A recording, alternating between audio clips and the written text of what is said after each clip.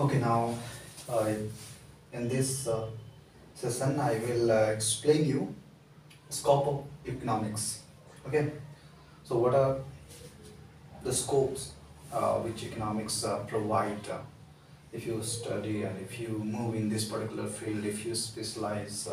Okay, now here the scope of electronics, not electronics. Sorry for that. Scope of economics. So the first step to get a feel of breadth and depth. If you want to if you want a feel of this particular subject, then what things you must have. The first, the way of economics is organized, means how this particular domain is organized, that you need to understand. Okay, if you are able to understand that, then uh, you will be able to understand that what are different ways by which you will be able to apply the knowledge of this particular subject. That kind of thing you will be able to do if you if you are able to understand the way this subject is organized. Okay, now, so for that you have two major divisions. Means economics has two major divisions. The first one here you microeconomics, and the second one that is macroeconomics. Okay, so first let me introduce these two major divisions of this subject. So first, microeconomics. So what it is?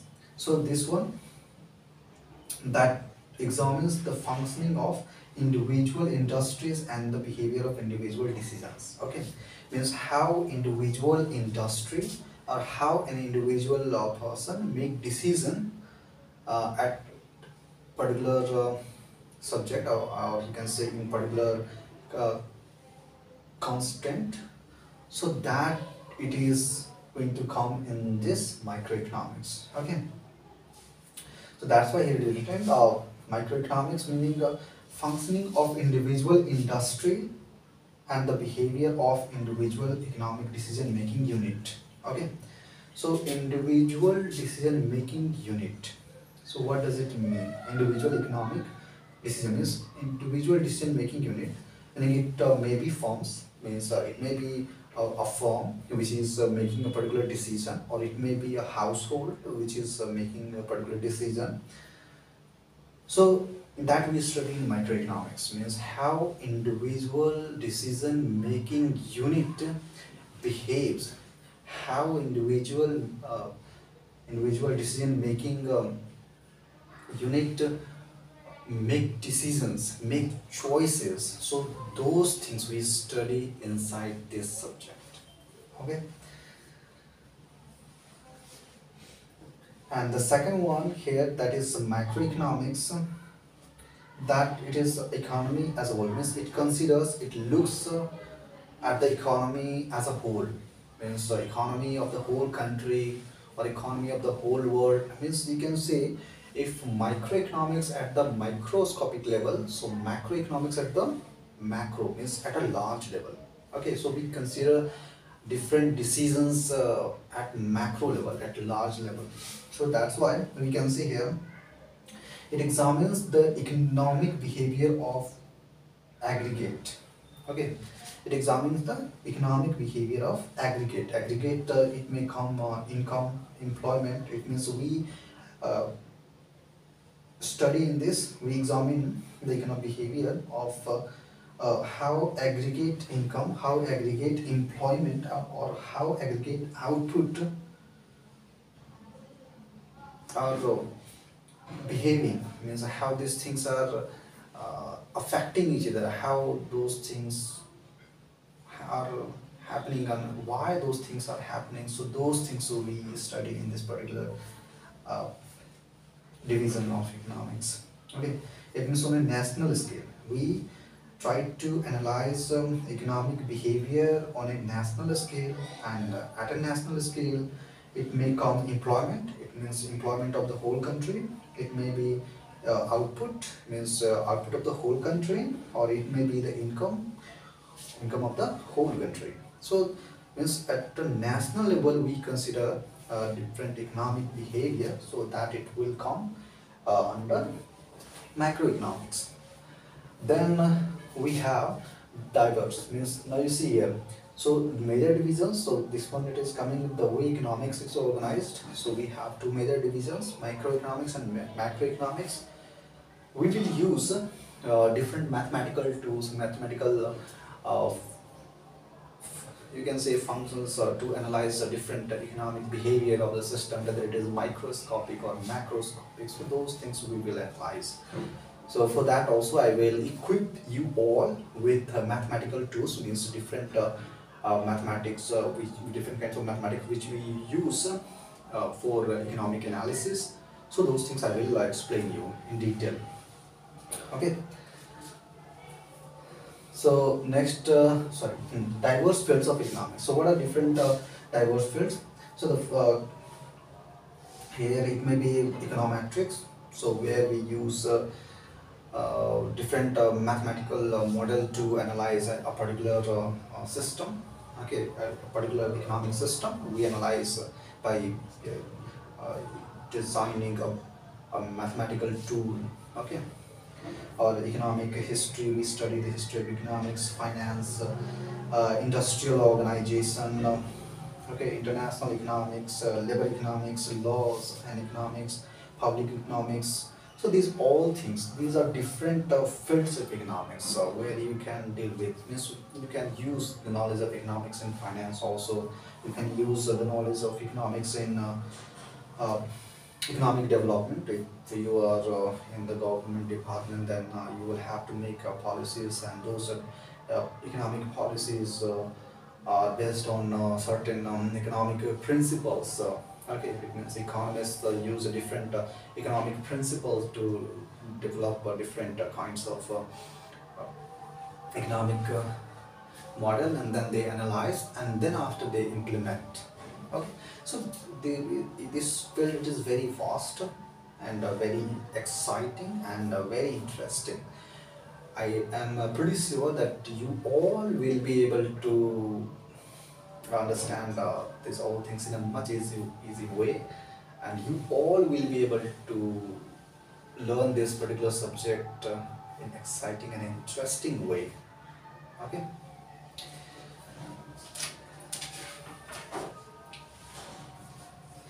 Then we have the methods of economics. So what are different methods we use in economics? So that's what I'm going to deal with. Okay, usually it will be more than in that case.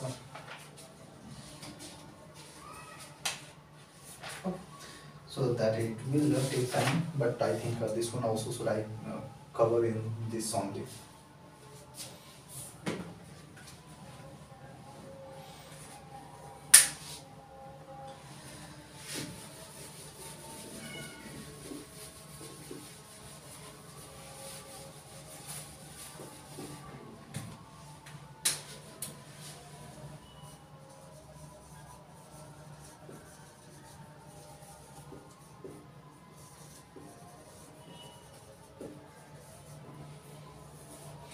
Methods of economics. So what are different method we use? Sorry, method of economics. Method. Okay. So here we have two kinds of question that we ask in economics. The first kind of question, it is a positive question, and the second kind of question, that is a normative question. Okay, so economics means when you study economics, then you ask these two kinds of questions. That is, first it is positive, and the second one it is normative, and then you will try to get the answer of those two kinds of questions. Okay, so let's see what are these kinds of questions are. So first one here, it is positive. So that's why here it can be considered positive economics. Okay, so what we consider in positive economics, it attempts to understand behavior and operations of economic system. Okay,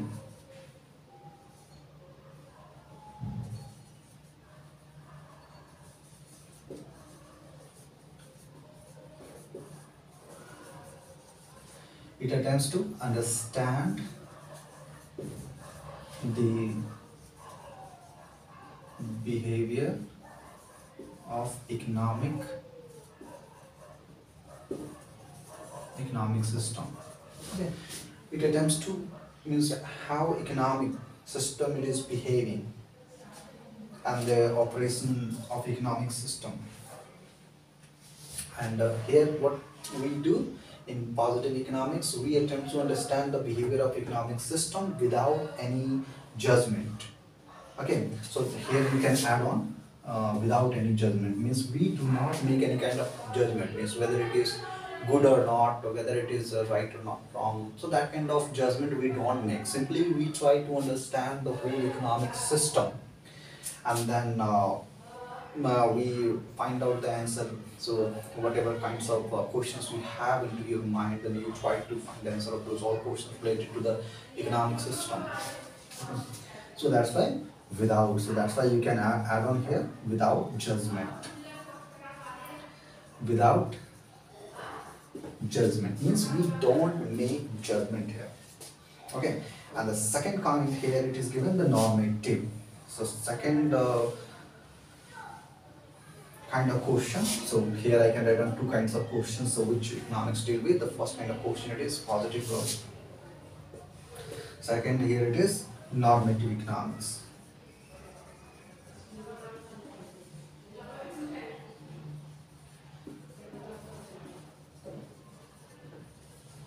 Second one here you have the normative economics. So what do we study inside this? It looks the outcome. Okay, it looks for the outcome and then try to analyze outcomes on this. So here we can say analyze outcomes. Outcomes means whether it is good or not. So that kind of things. Or analyzes outcomes, good or bad, so that kind of thing. So here I can write down good or bad. So that it analyzes that. And also it tries to provide or prescribe the actions which can be better, or we can say which can do a better for that particular economic system, means that particular you can say action can be used to improve the economic system. So that can be done here. So here we can write down, so prescribe the action. So here we can write down prescribe actions. So why actions are prescribed here? To improve the economic system. So because here it is normative, means it tries to analyze whether the system it is good or bad, so that kind. And if there is something bad element in the economic system, so that can be improved if we take some actions. So those actions are prescribed by normative economics. Okay. And then after what we have, and this one also known as normative economics, also called policy economics. And how we can make so this one also known as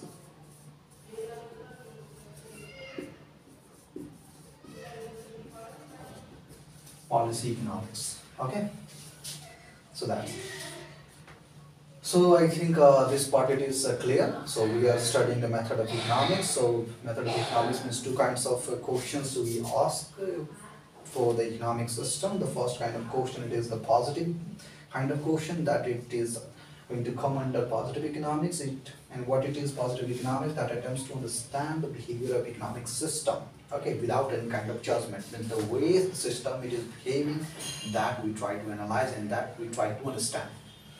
Okay, and then after we have the second one, that is normative economics. So what we do in normative economics, so that it is about analyzing the outcomes, means if you have made a particular policy, or if you have made a particular you can say decision, and whether that decision is giving you good result or the bad result. So that kind of analysis you can make by using normative economics. Okay, Then here we have prescribes action also, means it tells, means in normative economics we try to get answers of the questions, okay, means whether that is good or bad, and certain actions are also recommended, means what to do so that that system it is going to improve, so that kind of thing can be done here. And this normative economics is also known as policy economics, okay. I think that here it is clear. Then after I'm going to explain you in detail about the positive economics, what different kinds of positive economics are, and that, so on and so on.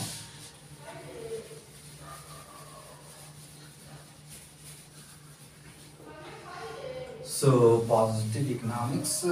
So inside this positive economics, we have two groups. The first one here it is the descriptive economics, and the second one is there are two ways. Okay.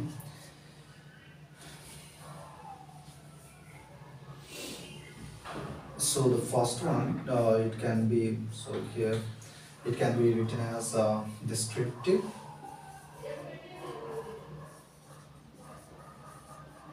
that is descriptive economics.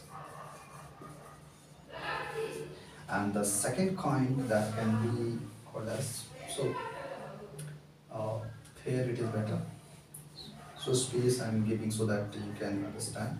The second one here it is, this is the first one, and this one it is the second one. Second one it is economic theory. Economic theory. Okay. So here descriptive economics. So what it is? So it is all about compilation of data that describe phenomena and facts. Okay, means if something happens in the economic system, so why that particular thing happened? So what are the reasons? So we collect data regarding that. Okay, now the reasons, or you can say the causes. What are different kinds of causes related to that? We collect data. Okay, and that's what we means. We collect the data, and then according to that data, we try to describe the phenomena.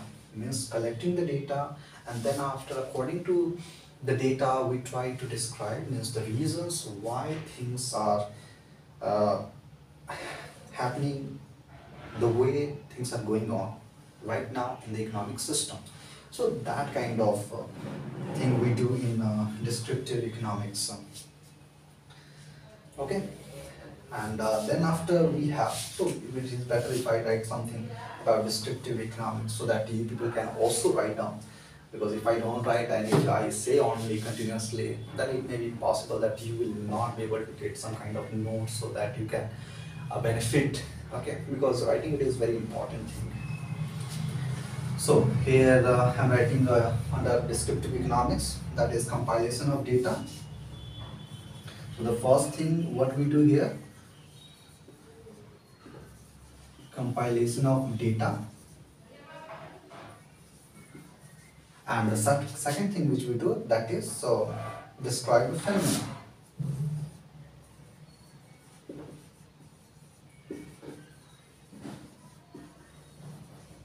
Describe phenomena. So if we compile, if we collect the data, then we come to the conclusion using the data, then that it is about describing the phenomena. So these two things we have in case of descriptive economics.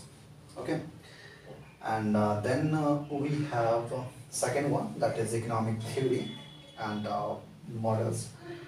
So what this economic theory says, a statement or set of related statements. You can say, here I can write down, if I write then that it will be better. So a statement,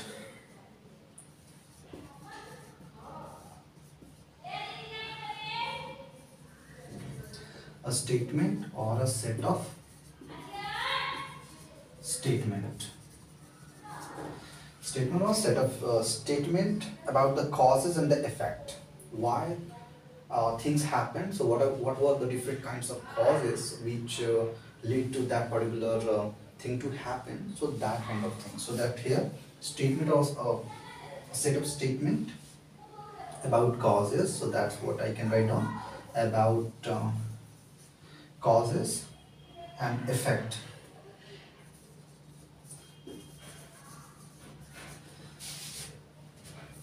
Because nothing happened without any cause, so there must be some reasons due to which things happened, so that the same kind of thing also happens in economic system also. Okay, so here effect and actions and reactions also you can add on here. Here actions or reactions. So why here I'm writing, so that also I will explain.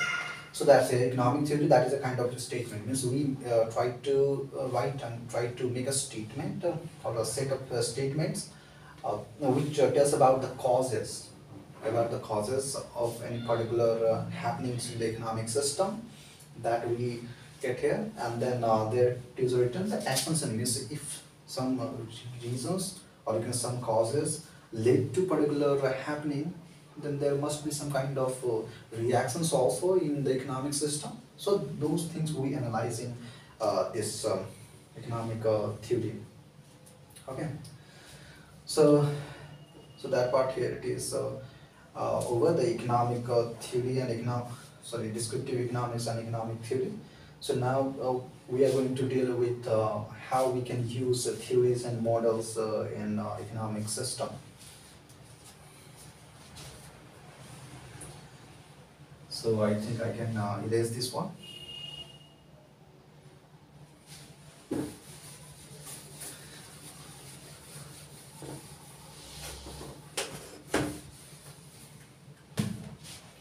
So the next that will be okay. Theories and models. So what are theories? So first I will explain about okay, theory I already explained, that is a set of a statement which tells us about the causes, okay, of any particular happening in the economic system. So that I already explained. Then after I'm going to explain about the model. So we use economic model to understand the economic system. Okay. So what is this economic model? A formal statement of a theory. You can say here I can write down a model. So here a formal statement of a theory.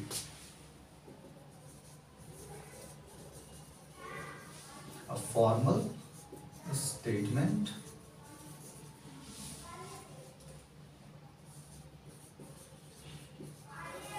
of a theory. So now you see here given a formal statement. So if we make a statement about the theory, and if that statement is formal, it means not informal, then in that case that particular statement can be called as a model. Okay, and it tells about the relationship, means presumed relationship between the two or more variables, because in economic system we have many variables. So one variable, it affects the other one. Okay, so here we can also add on here. So that is it tells us about the relationship between two or more variables.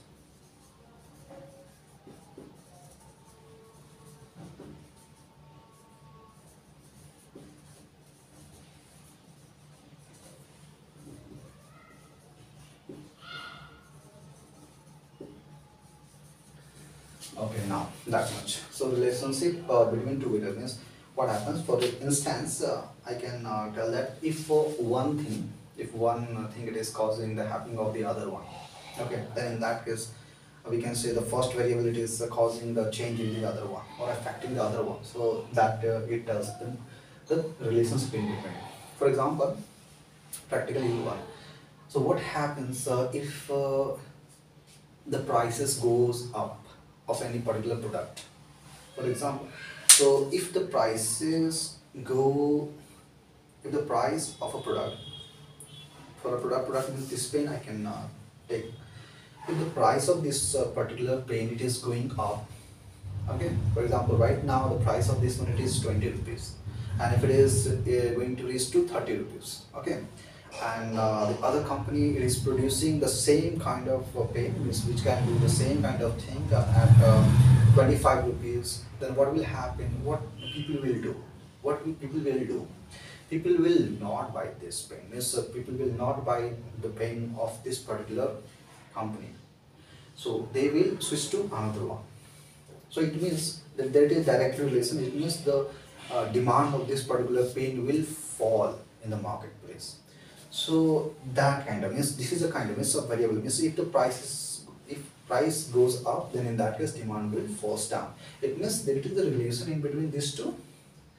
So that kind of relationship or this model is going to establish. It is going to tell us about how different variables are related to each other,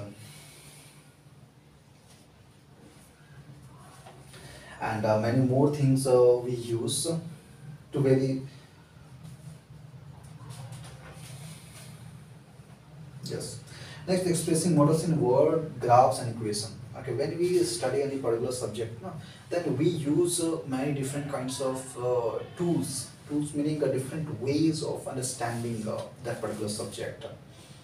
So in economics also, if we try to understand the economic system, then we use tools. We use mathematics.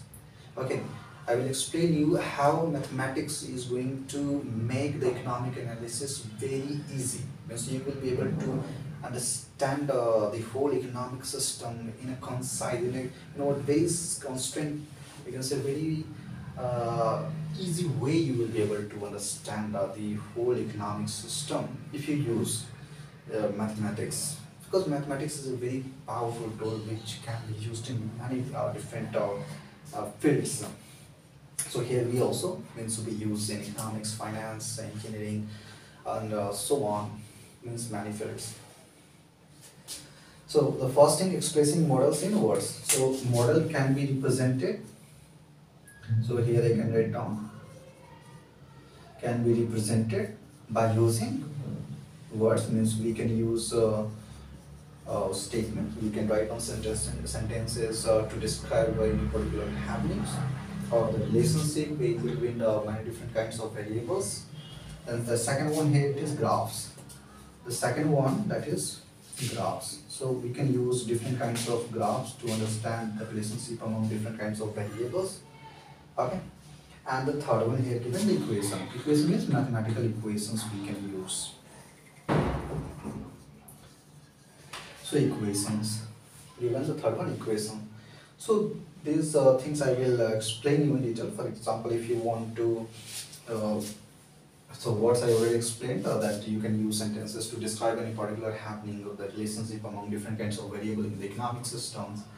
But in case of graph also, you can also just like here if you whatever example just now I gave, just like if price it goes, if it price increases, then the demand it will fall down. So here you can write down, here it is demand of the pen. So if the prices goes high, then in that case demand will go down.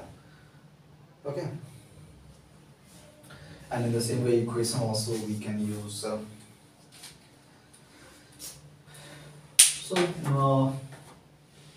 This is the method of economics. So we can use theory, we can use model.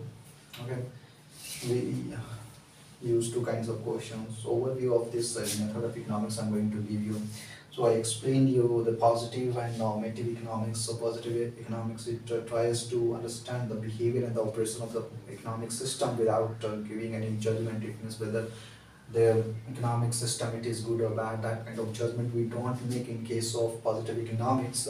But when it comes to the normative economics, then we try to see, we try to look at the outcomes. So whether the outcomes of any particular economic decision it is good or bad. So that kind of thing we see in case of normative economics. Then after we studied about two kinds of positive economics. The first kind of positive economics, it was the descriptive economics, and the second it was the economic theory. In the descriptive economics, I explained you how data Means we can use to describe the particular phenomenon. Means we use the data, we take the data from somewhere, and then we try to analyze the data, and then we describe the phenomenon, why things are going on the way things are going on right now. So that kind of behavior we can describe by using the data. Then the second one, it was economic theory. So economic theory, it is the abstract way, or you can say that is in a simple way, you can say that is a kind of a statement or set of statements which can be used to make the, you can say, the prediction about the relations among different kinds of variables. Okay. So that's what I explained you, and then after I explained the models, so means how we can use the model to understand the economic system. So here the model, it is nothing but a formal statement of a particular economic theory. Okay, and this economic model, it tells about the relationship among different kinds of variables in the economic system. And then after I explained you, you know what, different ways of expressing models. So here I can write down expressing, then to you that one to understand.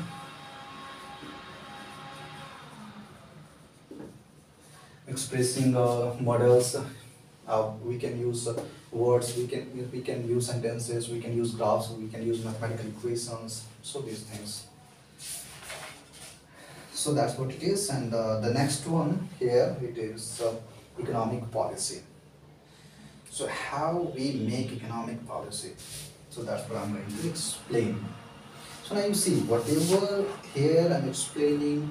So these things are useful whether you are a management student or whether you are a business person. So these concepts will help you to grow up in your field. Okay.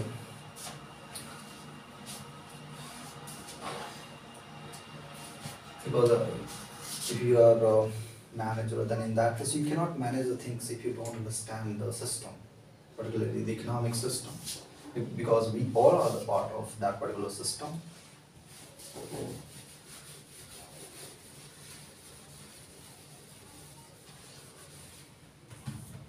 Then here we have economic policy. Here.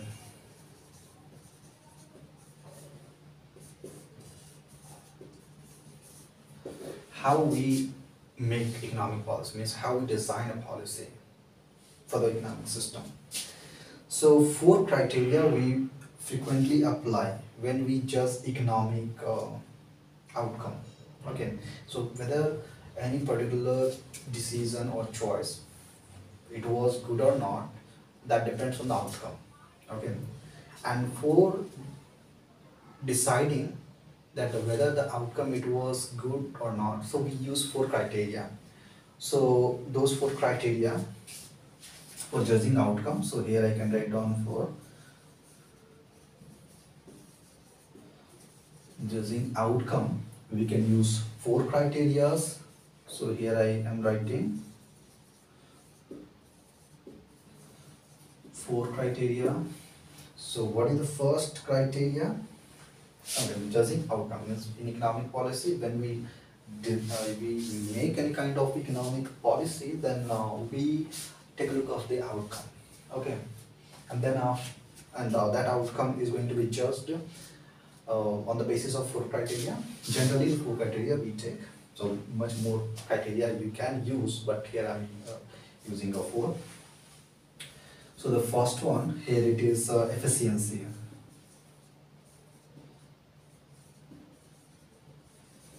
Second one, here we have equity. Third one, that is stability. Sorry, growth. Fourth one, that is stability. So these 4 criteria we generally used. Efficiency. What does this efficiency mean? In terms of economics, that produce what people want at the least possible cost. So now here I'm writing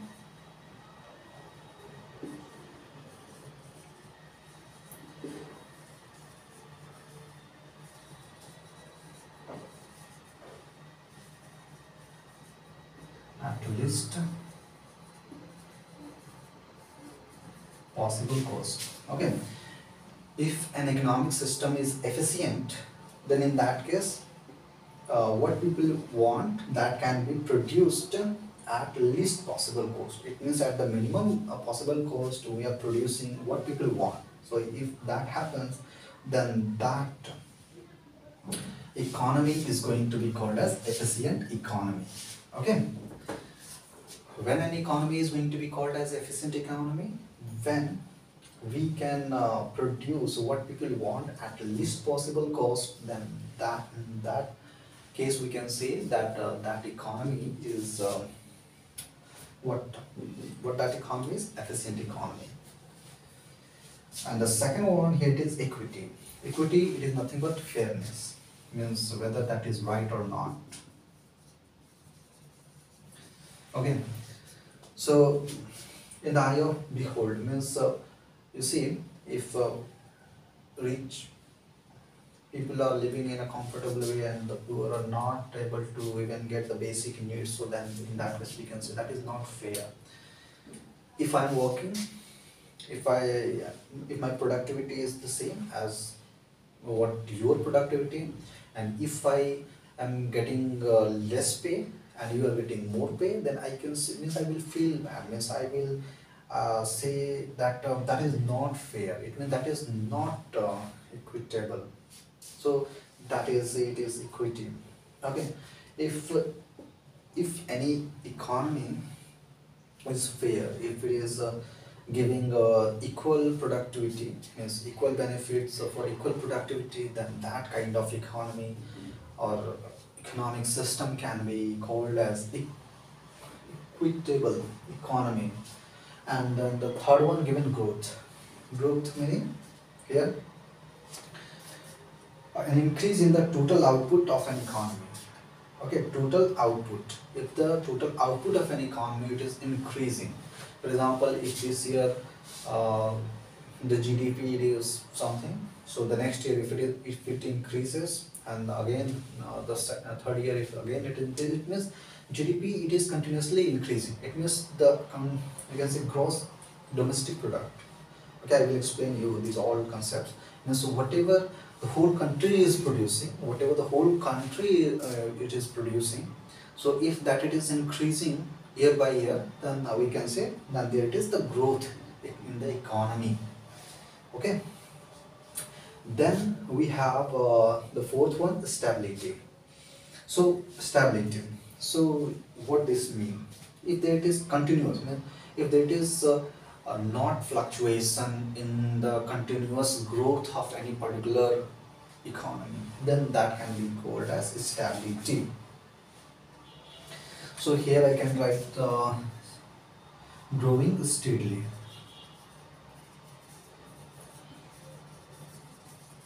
That is growing steadily.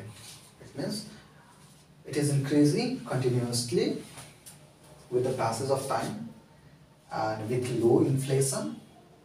It means the prices are not going too much, not rising too much. Okay, and if the growth it is continuous, then that kind of economy can be called, that kind of economy can be called as a stable economy. Okay, and that's all about this particular topic. I think a lot of things are covered about economics. So now you are able to understand that what different things you will be able to do if you study this, and if you will be able to analyze these all things. Okay, so that's what it gives you. It will enable you to analyze the whole economic system in a much better way, and you can make much better decisions considering the economics. Economics means the decisions, means choices, the way you make choices. So those things will change completely. Okay, so after studying economics, when you go to the marketplace, then you will analyze that why you are going to buy that particular product. Okay, for example, when I went to the market and then Okay, now I said, okay, I want to buy this book. So why I want to buy this book? I saw the importance of this book, and I thought that if I buy this particular book and if I study, I can study if I have this book. So that's why for getting this book, I had to buy. So that's why I bought this, and I paid the price for these books. And I, in my opinion, it was that the price, whatever it was, the price of the book, that it was much less as compared to what I can get from this book. Okay, because I was convinced, I'm still convinced that whatever price I pay for buying a book, much more knowledge I can get, and the knowledge which I can get from books enable me to make better decisions, to understand better things better. So that's why I bought that particular book, and now here I am. So thank you.